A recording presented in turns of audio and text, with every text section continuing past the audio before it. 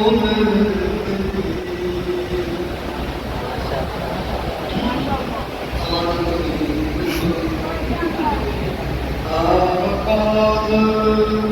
कितना चाहे अंजाम तो क्या मालूम नहीं।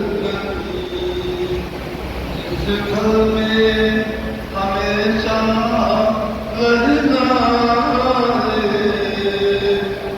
कैसा है वो घर मालूम नहीं। जिस घर में हमेशा रहना है कैसा है वो घर मालूम नहीं।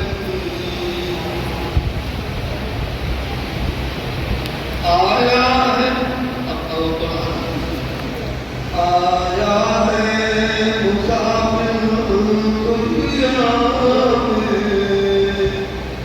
जाएगा वतन आज न कल। आया है मुसाफिर दुनिया में जाएगा वतन ये आज न कल। सामान सफर में उलझा है कुछ फिक्र नहीं कल जाने।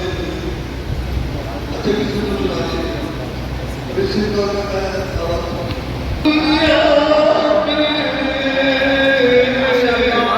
जाएगा वतन ये आज न कल।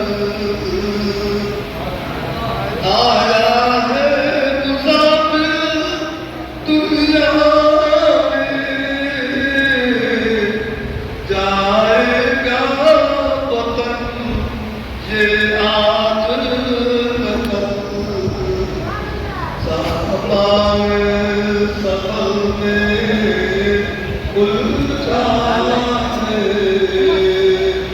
कुछ फिक्र नहीं कल जाने की।